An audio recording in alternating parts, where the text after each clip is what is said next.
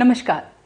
काशी, यहाँ की महिमा, यहाँ का आध्यात्म, यहाँ का इतिहास, भाव शब्दों से शिराओं तक का ऐसा सफ़र है जिसे आत्मसात कर मनुष्य क्या देवता भी धन्य हो जाते हैं।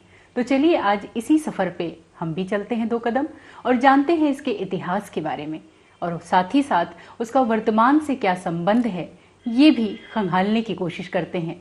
हमारे सफ़र में सहभागी बन रहे हैं क्षेत्रीय पुरातत्व अधिकारी क्षेत्र वाराणसी डॉक्टर सुभाष चंद्र यादव। तो चलिए अपने कार्यक्रम में उनका स्वागत करते हैं। डॉक्टर सुभाष, हमारे कार्यक्रम में आपका बहुत बहुत स्वागत है। जी, बहुत बहुत धन्यवाद आपका। और आज आपका साथ मिला है और इस साथ को इस तरह से मुकम्मल करना चाहते हैं कि छोटे से समय में बनारस के इतिहास के साथ साथ इसके पर्यटन स्थलों को, इसकी धार्मिकता को भी समझने का प्रयास करेंगे। बिल्कुल। तो कहाँ से शुरू करना चाहेंगे आप? जहाँ से आप शुरू करें। काशी तो अनंत है जी, तो जिस भी सिरा को पकड़ लें वो आपको पार करेगी। बिल्कुल। तो इतिहास से ही शुरू करते हैं कि क्या है इसका ऐतिहासिक महत्व। काशी आज से लगभग 4000 साल पहले से जो पुरातत्व और इतिहास के प्रसंग हैं हम उनकी बात कह रहे हैं, क्योंकि बाकी साहित्यिक प्रसंग में तो ये अनंतकालीन है इसकी प्राचीनता, लेकिन इतिहास और पुरातत्व की दृष्टि से कम 4000 वर्ष पुरानी है इसकी जड़ें। और तब से लेकर अब तक यह निरंतर आर्थिक, धार्मिक, सामाजिक, सांस्कृतिक रूप से समृद्ध होती जा रही है दिन प्रतिदिन। बिल्कुल। तो इस तरह से काशी की जड़ें बड़ी गहरी हैं और इसके जिस भी सिरा को हम पकड़ना चाहें उसको पकड़ के इसकी प्राचीनता को हम आनंद ले सकते हैं। काशी की प्राचीनता के चर्चे पूरी दुनिया में हैं और ऐसा माना जाता है कि जब सृष्टि का आरंभ हुआ या उससे भी पहले से काशी बसी हुई है, ऐसा पौराणिक महत्व है। लेकिन पुरातात्विक दृष्टिकोण से काशी के ऐतिहासिक स्थलों की अगर चर्चा करें तो वो महत्वपूर्ण स्थल कौन कौन से हैं? पुरातात्विक प्रसंगों में ऐसे बहुत से पुरास्थल हम लोगों ने खोजे और खोदे जो काशी की प्राचीनता कम से कम 4000 साल प्राचीन तक ले जाते हैं जी। और अगर पुरातात्विक दृष्टि से इन पे चर्चा करें तो सबसे प्राचीनतम पुरास्थल के रूप में वाराणसी में इस समय अकथा है जी, जो पहाड़ियाँ के पास है जी। इसके बाद गंगा के उस पार रामनगर। यह दोनों ही पुरास्थल जब खोदे गए तो यहाँ से जो पुरावशेष मिले उनके वैज्ञानिक तिथि परीक्षण में लगभग 1800-1900 ईसा पूर्व की तिथियाँ प्राप्त हुई हैं। इसके अतिरिक्त काशी की राजधानी वाराणसी जो राजघाट का क्षेत्र है उसकी खुदाई से भी लगभग 1500 वर्ष प्राचीन अवशेष प्राप्त हुए हैं जी।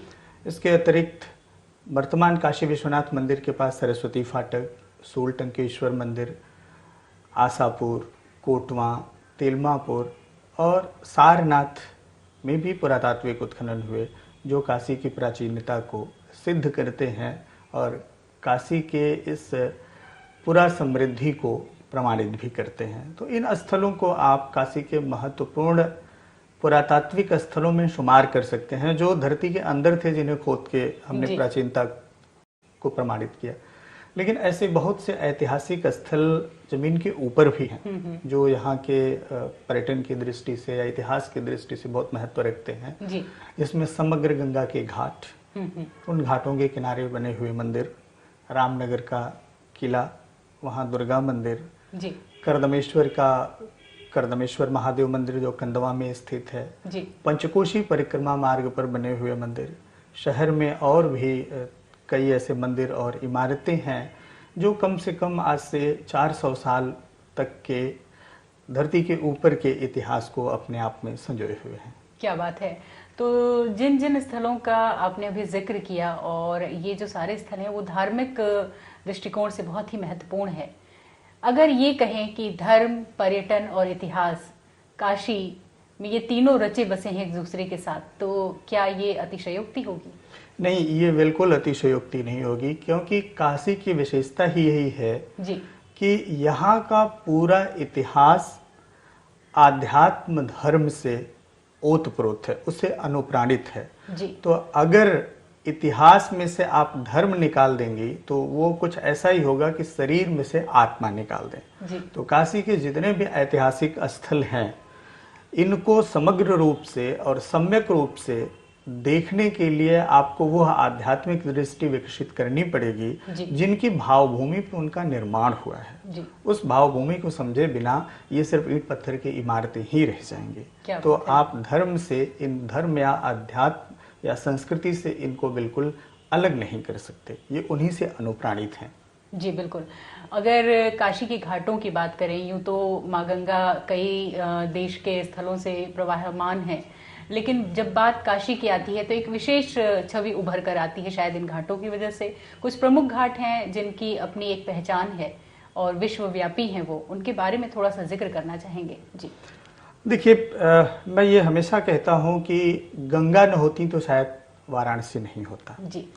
और गंगा गोमुख से निकल के गंगा सागर में विलीन होने तक 2525 किलोमीटर की यात्रा तय करती है। उस यात्रा के मध्य में वाराणसी इकलौता ऐसा शहर है जिसके किनारे लगभग 8 किलोमीटर के क्षेत्र में गंगा अनवरत रूप से एक किनारे बहती है जी। और उन्हीं के किनारे इन सभी घाटों का समय के साथ क्रमबद्ध रूप से निर्माण हुआ जी। इन घाटों के निर्माण का एक ऐतिहासिक कालक्रम है और वह ऐतिहासिक कालक्रम कहीं न कहीं धर्म, आध्यात्म और संस्कृति से अनुप्राणित है। सर्वप्रथम जो हमें ऐतिहासिक परिप्रेक्ष्य में जानकारी मिलती है वो राजघाट का इलाका है, जो वर्तमान खिड़किया घाट, गाय घाट, राजघाट और आदि केशव घाट। यह क्षेत्र है जो वाराणसी के रूप में प्रतिस्थापित है, काशी की राजधानी है। इसके साथ पौराणिक परंपरा में हमें पंचतीर्थों का उल्लेख मिलता है और पंचतीर्थों के बाद जैसे जैसे हम ऐतिहासिक कालक्रम में आगे आते जाते हैं, घाटों की संख्या बढ़ती जाती है। तो ये सभी घाट देश के विभिन्न भागों से आए हुए राजाओं महाराजाओं द्वारा बनवाए गए और इस तरह से ये अपने आप में वहाँ की संस्कृति, वहाँ के धर्म, वहाँ के स्थापत्य को समेटे हुए हैं। तो सच ये है कि आज भले हम 5 या 6 घाटों को कुछ ज़्यादा महत्व दे दें, वो तो हमारी सुविधानुसार वहाँ हम जल्दी पहुँच जाते हैं, शायद इसलिए है। लेकिन काशी का प्रत्येक घाट अपने आप में एक पूरी कथा को समाहित किए हुए है। अगर आप उसके करीब जाएं और वहाँ बैठ के चिंतन मनन करें तो आपको उस एक पूरी संस्कृति के साथ वो आपसे संवाद करता है। जी बिल्कुल। और जब बात संस्कृति की आती है जो है, तो ऐसे में काशी का नाम सर्वोपरि है। इसके पीछे बहुत सारी कहानियां हैं, बहुत सत्य है, बहुत से मिथ्या भी हैं। लेकिन हम जो बात करने जा रहे हैं वो इतिहास से चूंकि जोड़ करके कर रहे हैं, तो वहाँ हम प्रामाणिक बात ही करेंगे। तो ऐसी स्थिति में अगर पर्यटन स्थलों की, धार्मिक स्थलों के वर्गीकरण की हम बात करें या उन्हें हम किन किन श्रेणियों में बांट सकते हैं, तो आपके दृष्टिकोण से कितने तरीके से हम उसे वर्गीकृत कर सकते हैं? काशी में अगर पर्यटन की दृष्टि से आप क्षेत्रों का वर्गीकरण करें तो कम से कम 3 से 4 क्षेत्र तो जरूर हैं जी। अगर हम पहला क्षेत्र लें तो सारनाथ का एरिया जी, जो बौद्ध धर्मानुयायियों के लिए विशेष महत्वपूर्ण है और पूरी दुनिया के जो बौद्ध धर्मानुयायी हैं और देश के जो बौद्ध धर्मानुयायी हैं, वो अगर काशी आते हैं तो उनकी पहली पसंद होती है कि वह प्रथम धर्मचक्र प्रवर्तन स्थल पे जरूर जाएं। एक जोन तो वो बनता है। हिंदू धर्मावलंबियों के लिए गंगा के घाट और श्री काशी विश्वनाथ मंदिर, काल भैरव मंदिर और उसके किनारे बने हुए जितने भी मंदिर हैं, वो एक बहुत ही महत्वपूर्ण क्षेत्र है। तो दूसरा इलाका हम इनको मान सकते हैं।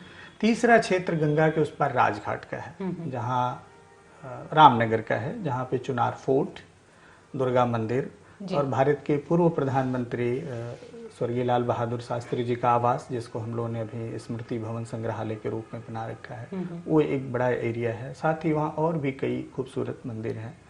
और चौथा एक क्षेत्र बनता है पंचकोशी परिक्रमा मार्ग का जी, जो काशी के चारों तरफ पंचकोशी परिक्रमा होती है, सभी लोग अवगत हैं। तो वह भी एक एरिया है। तो कम से कम अगर काशी के पर्यटन की दृष्टि से हम इनका वर्गीकरण करें तो 4 क्षेत्र में हम इनको जरूर विभाजित करेंगे। निश्चित तौर पे। तो काशी की जो महिमा है वो सिर्फ कथाओं तक सिमटी नहीं हुई है, यहाँ एक जीवंतता निरंतर प्रवाहमान है जो है। इसे समझने का प्रयास कुछ और गहराई में उतर करके करते हैं।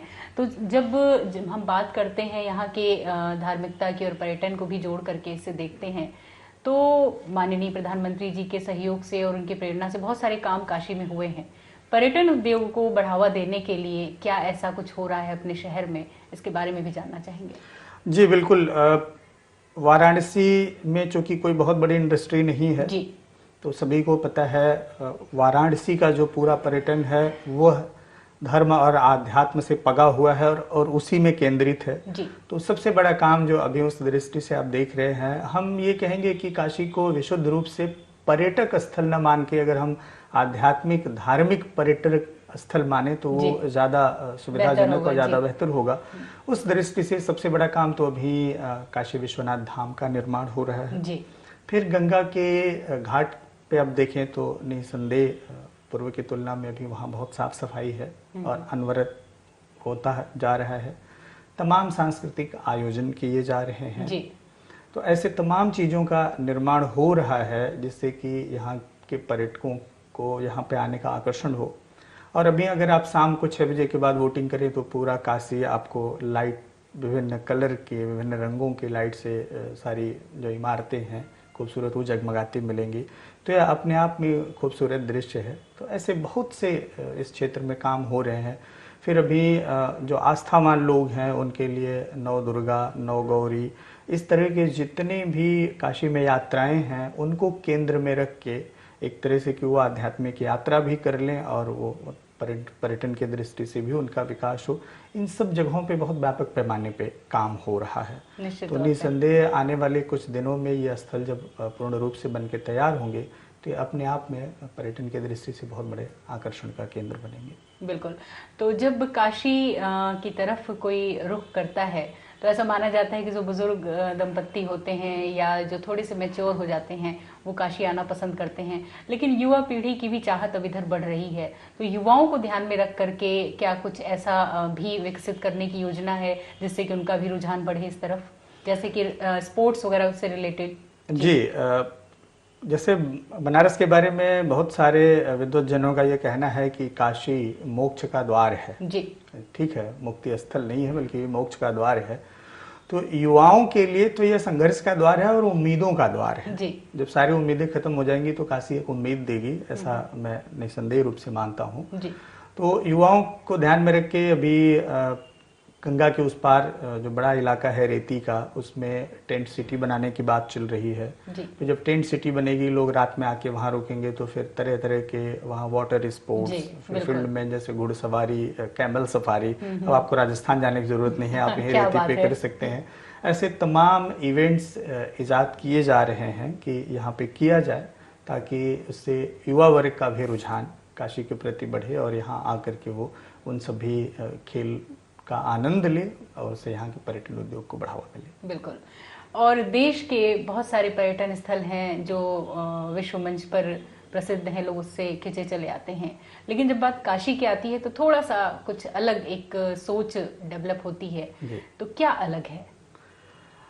अगर इसको बहुत सीधे शब्दों में कहें तो यह भौतिक और आध्यात्मिक जी। देश के अन्यान्य जो पर्यटक स्थल हैं, आप चाहे ताजमहल को देख लें, फतेहपुर सीकरी को देखें, लाल किले, यह एक भौतिक रूप से निर्मित इमारतें हैं जिसमें कुछ ऐतिहासिक घटनाएं घटी। ऐसे पूरे देश में बहुत सारे ऐसे पर्यटक स्थल हैं, बड़े ऐतिहासिक इमारतें हैं जो उन ऐतिहासिक घटनाओं के लिए जाने जाते हैं। लेकिन काशी में ऐसी एक भी इमारत नहीं है जो सिर्फ अपनी ऐतिहासिक घटना के लिए जाने जाती है, वो अपनी धार्मिक और आध्यात्मिक यात्रा के लिए जाने जाती है।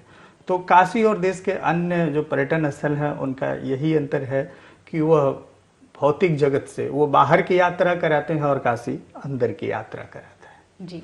तो ये जो एक खूबसूरती है वो काशी की है, जो वास्तव में इसे पूरी दुनिया से, अपने देश के ही अन्य इलाकों से नहीं बल्कि पूरी दुनिया से अलग करती है। यहाँ की जो प्राचीनता है और उसके साथ साथ नित्य नवीनता भी काशी की एक अनूठी पहचान है। तो काशी के संदर्भ में जो आपने हमें जानकारी दी, जो हमारे ज्ञान को विस्तार दिया, इसके लिए आपको बहुत बहुत धन्यवाद देना चाहेंगे और उम्मीद करते हैं कि हमारे दर्शक हमारे कार्यक्रम तो पसंद कर ही रहे होंगे, साथ ही साथ अपना ख्याल भी रख रहे होंगे। तो मास्क ज़रूरी है, अभी भी इसका ध्यान रखिएगा, 2 गज की दूरी और मास्क है ज़रूरी, और कोई भी ढिलाई नहीं करेंगे अपनी सेहत के साथ। तो ख्याल रखिए अपना, आपसे फिर होगी मुलाकात, तब तक के लिए दीजिए इजाज़त। नमस्कार।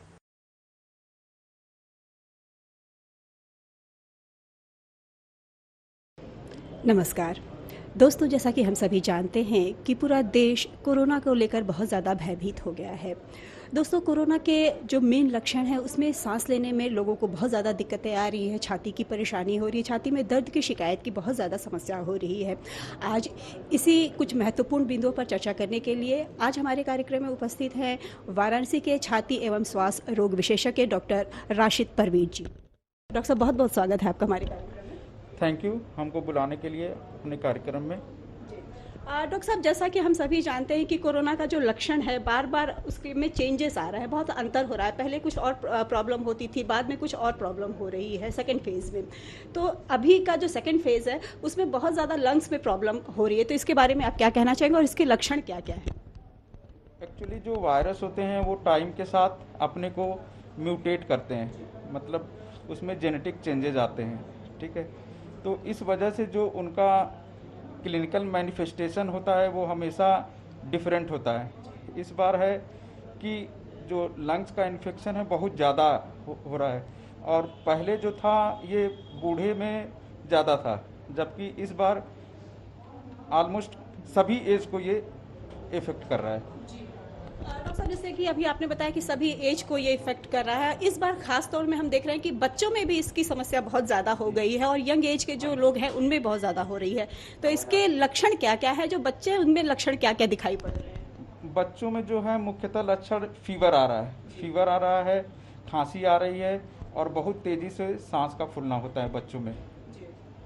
इसके अलावा भी कोई और लक्षण है? हाँ, इस बार जो नए लक्षण ये देखने में आ रहा है कि शुरुआती में जो मिडिल एज पॉपुलेशन है, ठीक है, बहुत सारे पेशेंट में शुरू में डायरिया हुआ है, उसके बाद फिर रेस्पिरेटरी जो सांस की लक्षण होते हैं वो हुआ है। सांस फूलना, हाँ, जैसे सांस फूलना, इवन पहले जो है कि खून नहीं आता है, इस बार खांसी के साथ खून भी आ रहे हैं। तो ये बहुत गंभीर समस्या है कि जब अगर खून आ रहा है मतलब कि पेशेंट रेस्पिरेटरी फेल्योर में है, मतलब सांस लेने में उसको बहुत दिक्कत हो रही है। तो क्या सावधानी बरते इस समय? इस समय सावधानी है वही जैसे 1 साल पहले बताया जाता है, वो सावधानी तो बरतना ही है कि आप अच्छे से मास्क लगाएं, जब ज़रूरत है तभी घर से बाहर निकलें, अन्यथा घर ही पे रहें, और सोशल डिस्टेंसिंग है वो मेंटेन करें। यही सावधानी आपको बरतनी है, और वैक्सीनेशन कराएं। डॉक्टर साहब, वैक्सीन की अगर जैसे आपने भी जिक्र किया, तो वैक्सीन को लेके लोगों में बहुत ज़्यादा भ्रांतियां हैं कि वैक्सीन लगने के बाद बहुत ज़्यादा तकलीफ हो रही है। यंग एज जो 45 प्लस के लोगों को अभी लग रहा है तो बहुत ज़्यादा तकलीफ से गुजर रहे, तो क्या ये सत्य है या भ्रांति है? नहीं, ऐसी कोई इंडिया में बहुत करोड़ों लोगों को अभी वैक्सीनें दे दी गई है, लेकिन ऐसा कुछ नहीं है कि बहुत ज़्यादा सीवियर साइड इफ़ेक्ट हुए हैं।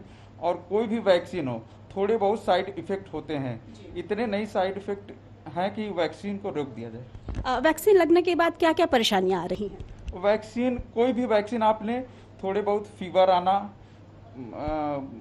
कफ, कभी कभी खांसी भी आ जाते हैं, और कभी कभी सांस भी फूल सकती है, यही सब परेशानियां होती हैं, वीकनेस हो सकता है। लेकिन ये किसी भी वैक्सीन लेंगी ये परेशानी हो सकती है।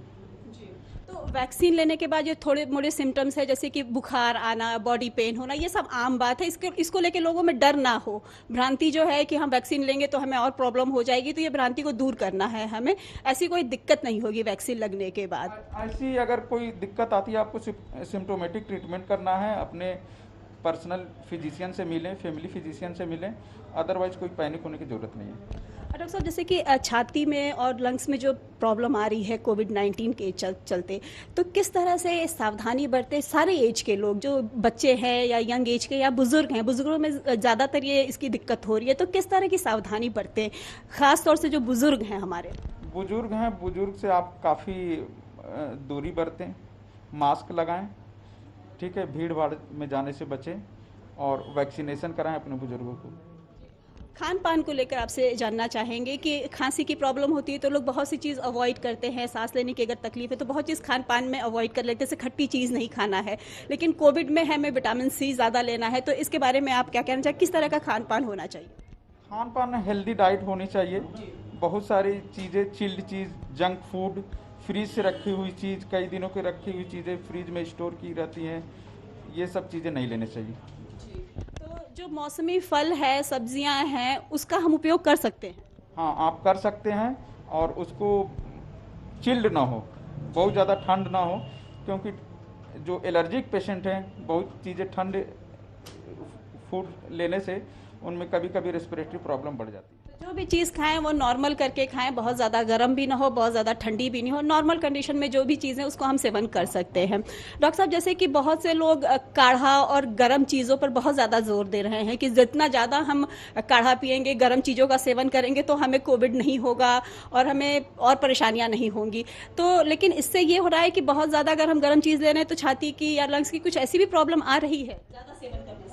देखिए, गर्म पानी है यूजुअली, ये पहले से भी लोग लेते हैं। एक्चुअली ये बहुत सारे टॉक्सिक केमिकल को बॉडी से हटाता है, ठीक है, तो फ़ायदेमंद है। लेकिन हर चीज़ें गर्म लेने से बहुत सारी दूसरी बीमारियां भी हो सकती है। गैस्ट्राइटिस हो सकता है, पाइल्स हो सकता है, ये सब बीमारियां में हो जाती हैं। तो आप नॉर्मल खाना लें, हेल्दी खाना लें, इसी पे आपको फोकस करना है। डॉक्टर साहब, आम जन से आप क्या कहना चाहेंगे कि वो छाती और श्वास की जो परेशानियां उससे बचे रहें और कोविड-19 से भी बचे रहें?